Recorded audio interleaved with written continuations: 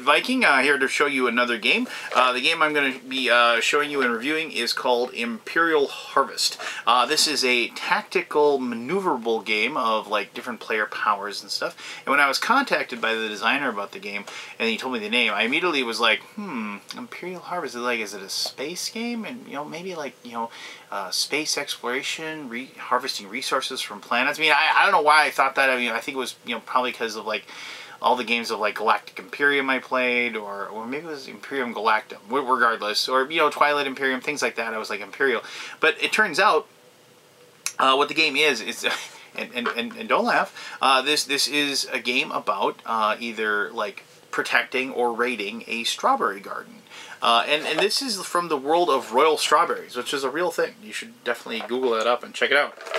But what this game is about is, as I said, there's one group of people that are the Imperials that are trying to protect the strawberry garden and trying to collect the strawberries and hold them before the raiders can come in and steal them and keep them for themselves.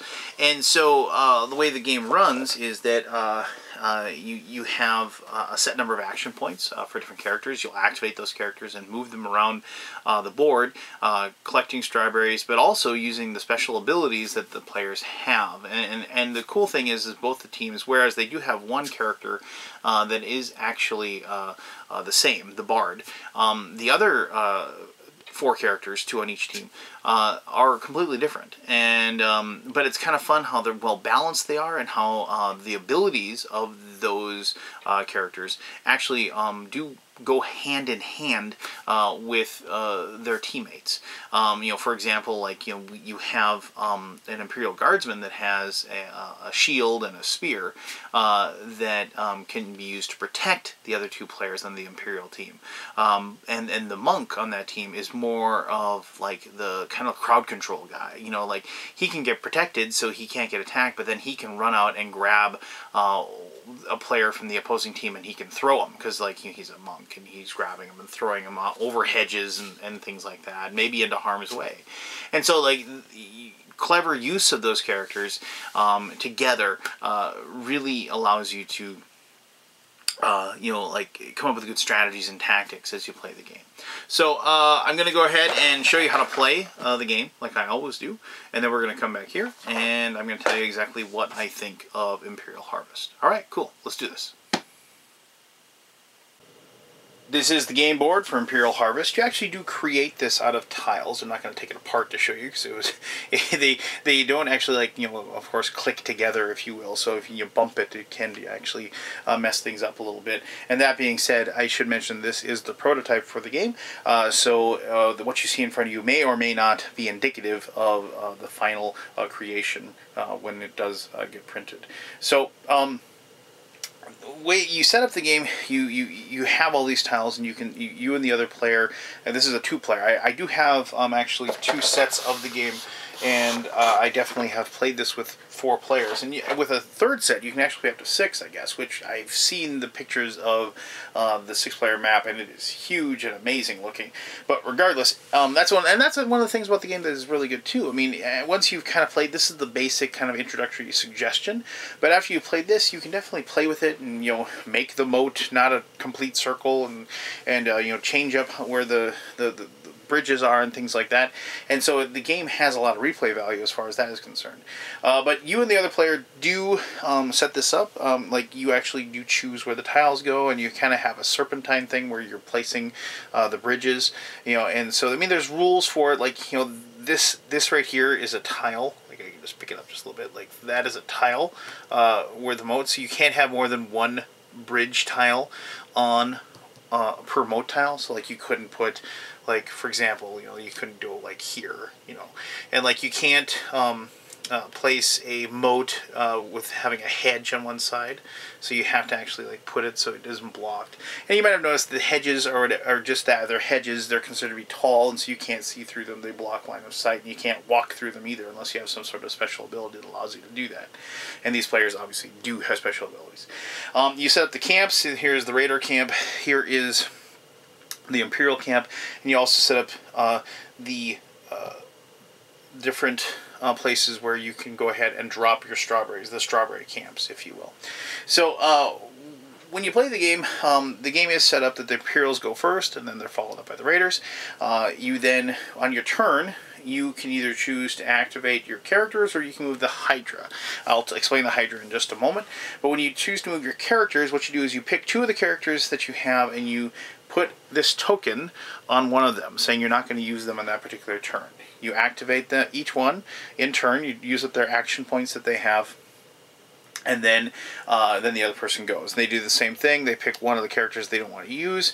They move the other 2, and then the same thing. So when they get back to the other player, however, they have to activate the one that they didn't activate, and they have to choose somebody else. And so then they move those 2, and so on. And you keep doing this, and you can see over here the different colors. You can see, this one matches the Imperials, this one matches the Raiders, and then you go 14 turns back and forth. If you haven't collected all of the strawberries, prior to the 14th turn, that will be the end of the game. You total the victory points, see who wins at that point.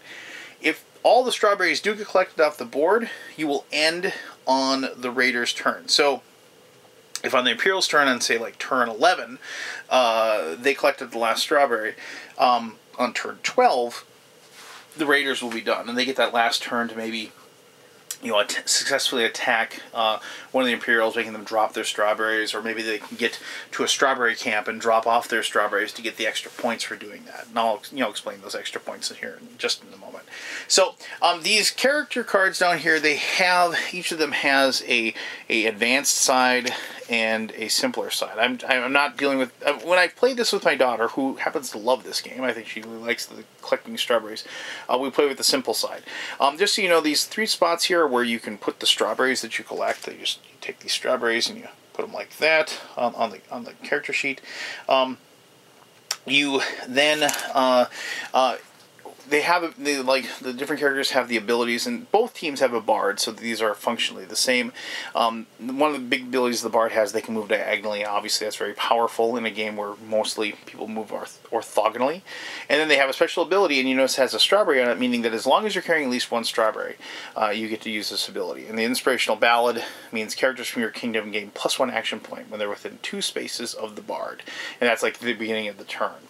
And so, but on the other side, you can see they have the 2 abilities, like normally was the ability that would be after you get a strawberry, you automatically get that. But in this case, if you have a strawberry, they get +1 AP, the bard does, and characters from any kingdoms lose an action point when they're within 2 spaces of the bard. And that's at the beginning of the turn, not if they move into the spot. So that's just something to keep in mind. So I'm not going to show you every thing of both sides of all the characters. I've been mostly playing the advanced side, like I said, unless I've been playing with my daughter. And so, as I said, the bards are functionally the same. The Imperial Guardsmen, for the Imperial side, they have a tower shield that blocks attacks in line of sight effects from the direction the shield is facing.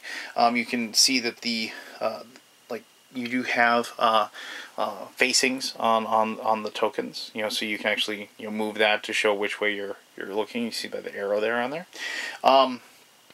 You also, he has the ability as a guardian, so players from your kingdom within 2 spaces are protected from all attacks, so they can't get hurt as long as you're close by. If he has a strawberry, he gets a spear, which allows him to attack a character adjacent to the Imperial Guardsman, and also they get a +1 action point boost as well. With the monk gets to grapple as an ability, and for an action point, he can pick up an opposing character, an adjacent character, and then throw them up to 2 spaces away, and they can be thrown over obstacles, so they can throw them over a hedge, if you will. And also, they have the ability to drag and pounce, so once during their turn, they can move 1 space diagonally. So that's a little extra movement the monk can do. If they get a strawberry, they are able to plant a hedge up to 3 times a game. You can plant a hedge. You can block a spot or block line of sight by planting a hedge. And they also get +1 AP boost. Now, the barbarian has a battle axe that allows him to attack an adjacent character. Now, when I say attacks if you are able to attack somebody and they just work. It isn't like you have hit points. You roll a die, and if you successfully attack somebody, they have to drop all of the strawberries they have, discard them, and they go back to their starting spot. So you kill them, but they respawn, if you will. And they can also destroy an adjacent hedge, and so. And that doesn't take any action points. They just get to do that. They can just do that. They can only do that 3 times a game, just like the monk can only plant 3 times a game. But obviously, that helps out a lot if you're trying to get some places. If you're the barbarian, they also when they get a strawberry for 2 action points, they can throw an axe for 2 points. They can so they can actually attack somebody at distance, and they get +1 AP boost. Now, my favorite character in the game is the Sorceress. The Sorceress has the ability to Charm, which moves a character in line of sight 1 space, so you can just make them walk. And also for 2 points, they can move through a hedge. They can shadow walk through a hedge. Now, which doesn't seem like it's that big of a deal, but when you can do that, and when it would cost more to walk around the hedge, obviously it's a lot better. But once she gets a strawberry, she has the ability to do a compulsion attack, which allows them to move another character 3 spaces. They have to start in their line of sight, but they can end outside of their line of sight. So you can actually force, if you had a sorceress, let's say she's here, and then we had the monk, or the guardian was here, like right next to her, and he's going to attack her on his next turn probably, or something along those lines. She could use the compulsion, and he can make him move 3. So 1, 2, 3. Even though she couldn't see him anymore, she's able to move him all the way over to here. So I mean, and the cool thing about both the monk's ability to throw another character or the compulsion ability is that you can actually throw them into harm's way. And by that I mean they actually can get them within range of the Hydra. Now the Hydras just they have to stay in the moat, and just think of the Hydra as a 3x3 block of death, if you will. If anything, they're always attacking and constantly attacking every single spot around them, diagonally included. And so if anything moves into that spot, they're attacked, they drop all their strawberries, and they go back to their starting spot. If you want on your turn, you can choose not to move your characters at all, and you can choose to move a Hydra 1 space along the moat, like so. If they reach a bridge, they will go under the bridge and pop at the other side, effectively moving 2 spaces. Now, if you, just so you might think, if you can use the sorcerer's ability to compulse somebody to move into those spots, or you can be the monk and throw somebody into that spot, then you are able to then get them killed, obviously. Now, it's been my experience that unless one of those 2 abilities is used, nobody ever going to get surprised by somebody moving a Hydra into an attack spot, just because they're so obviously there. But they are part of the tactical process because of the fact that you're going to be using them to basically block off chunks of the map to prevent people to go certain ways in certain directions, so they have to go a different way. I mean, in this situation, you have a hedge here that you'd have to go and walk through these 2 spaces to get through. But here you got a Hydra that's blocking all of this. And so then you can't move that unless you can somehow get the Hydra moved, or you can go a long way around, or things like that. And that's my experience in it, the way the Hydras are used most often. And like I said, it's just another part of the tactical process of the game, and it makes it just another cool little portion of the game as well. So the game just continues. You get a victory point every time you pick up a strawberry. Just picking it up is a victory point. If you still have the strawberry on a character in the game, it's worth another victory point. If you drop the strawberry off at a strawberry camp, you get 2 points for that. Now, so that's kind of a neat thing too, because dropping it off gets you more points, but you might want to keep the strawberries on your characters because of the fact that they activate those abilities as well.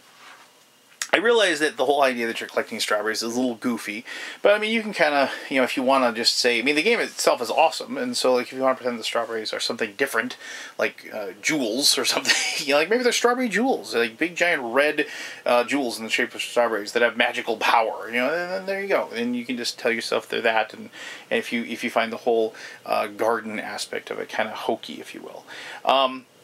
regardless, you basically on your turn when you activate, like I said, each person has a certain number of action points that's listed. Like the barbarian has 3, and then you have you can do certain things. Moving is an action point. Activating an action sometimes an action point, depends on the character. Picking up a strawberry, you have to be right on top of it to pick it up. That is an action point. If you're next to another character, you can hand off your strawberries, and that you can hand off all of them, 1, 2, whatever, depending on how many you have, and that's just 1 action point to do that. And finally, dropping strawberries off at a camp, dropping 1 or all of them, depending whatever number you want, is an action point as well. And so you just use up the action points, the other person goes, and so on and so forth.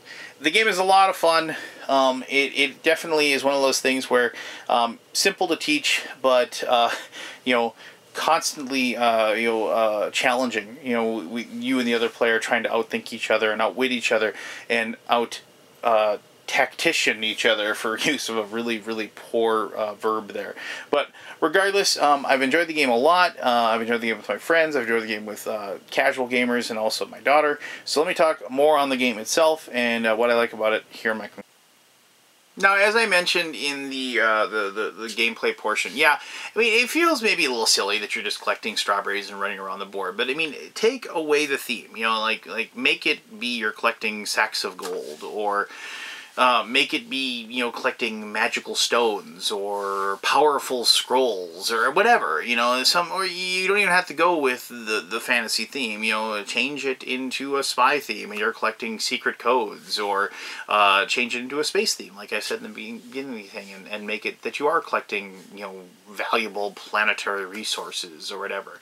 Regardless, the game is just fun, and the tactics of the game are, you know, for as simple it is teach, very, very deep. And I am a huge fan. If you watch these videos, I have expressed on many occasions, I am a very huge fan of games that are simple but deep. And I definitely subscribe to the Scott Nicholson theory of don't let me wait a long time to find the fun in a game. And this game, because of the fact that, you know, well, in a 2-player game, definitely you have a smaller board. But even with a 4-player game, because of all the players, you never really feel like you have a lot of room. You are in conflict almost immediately.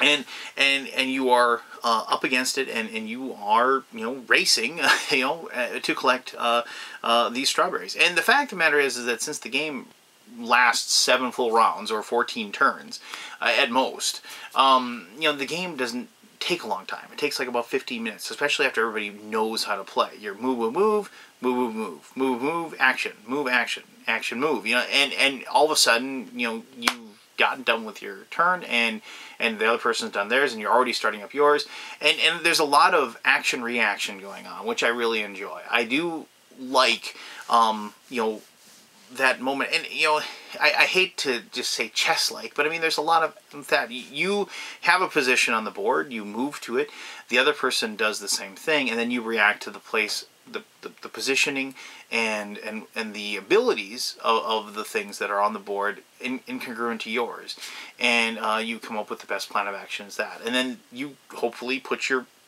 opponent into a situation where their decision isn't immediately identifiable, and not so much that, like, you know, what your next move is going to be, but just you know, they have to you give something to give a little, like if they, you know, whatever the decision they choose, they're giving you a little bit of ground.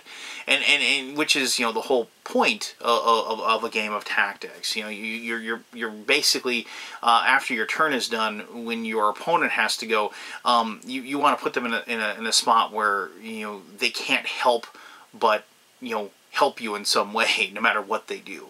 And I like that about the game. And I found the game to be highly enjoyable for both my daughter. I mean, we do play with the simpler side of the cards when I play with my daughter. But I mean, she enjoys the whole you know, gathering fruit aspect of the game, and I can understand why.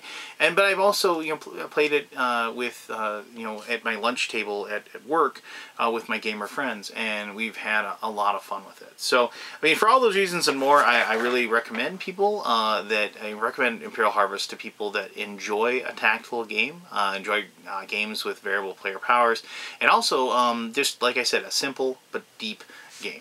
So check it out, and if you have any questions about the game, please let me know. I'd love to hear those, and I can answer those to the best of my ability. As always, thank you very much for taking the time to watch this video, and until the next one, you have yourself one heck of an awesome day. Alright, bye-bye.